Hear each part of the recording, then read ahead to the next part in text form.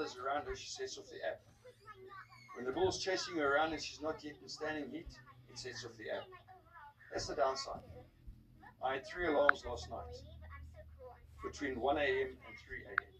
But at the end of the day, I'd much rather wake up, quickly open the app, look on the map, and see if everything's okay, than set it down too low and get here the next day and half my animals are missing. And something I neglected to mention, you also have a live tracking function. So the alarm is set off every so many seconds, and I'm not quite sure how many it is, but every so many seconds it'll continuously ping and give a GPS position. So you can actually do a live track on them. And this will continue until such a time as the animal stands still and the app can pick up that it's no longer moving, or until it runs out of cell reception, of course. One other thing that does affect your battery life, and I forgot to mention this earlier as well, is that because you're working on cell reception, when it's time to clock in, the clock's in and it can't get the coordinates out to your phone. It'll continue trying until such a time as it's in a better spot and the information of the data goes through. So if it's continuously trying to send through its location, it's drawing power. So it's shortening your battery life. Unfortunate, my reception here is pretty good. It's not the best, but it's pretty good. But there can be areas where if you struggle with cell phone reception, and guys, they do all 3 providers, Cell C, MTN, and Vodacom. So you can just determine which one's the best in your area, or they can actually go in and check. And that's the one that they will then bounce or send your information through. So coming back quickly, so don't set your sensitivities too low. And don't let your animals clock in over too long a period. Now, these specific collars make use of batteries. They're not rechargeable. So when you come out to the farm, and I quite like this, you come out to the farm, you bring your spare, your brand new batteries with, you open it up, replace them, you put the collar back on, and you go. From my understanding, some of the other products need to be recharged. So you need to take the whole unit off, take it home, recharge it, and then bring it back and bring the animals back in again and then put it on again. Of course, you can say you can have a spare unit, that's true.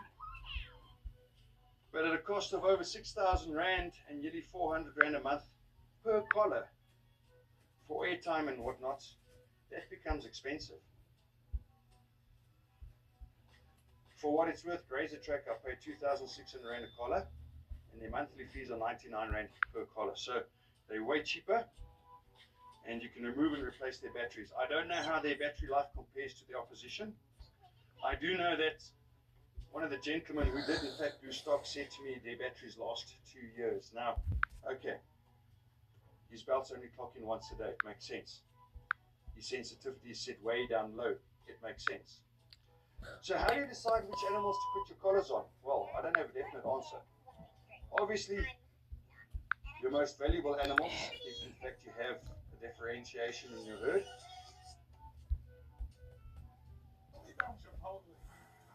Yeah, we cook. We actually cook it with Maker Fresh Daily. And we hand chop everything every morning. You get to walk right in. You see me making your chicken. This is going to be in your bowl. Fresh ingredients every day. Yet another toothpaste that does not whiten. Girl, this one works. Basic toothpaste stops at the top. Crest goes deeper to dissolve the bonds that hold stains to teeth for whiter teeth in one day. Crest. Your milder or more timid animals, of course, the ones that are more prone to be stolen, but at the same time, also 1 or 2 of your wilder animals. Now, generally speaking, they said, initially I heard 1 collar to 100 animals, not from the dealers. This is what I heard between farmers. 1 collar between 100 animals is sufficient. I'm not even comfortable with 1 between 30.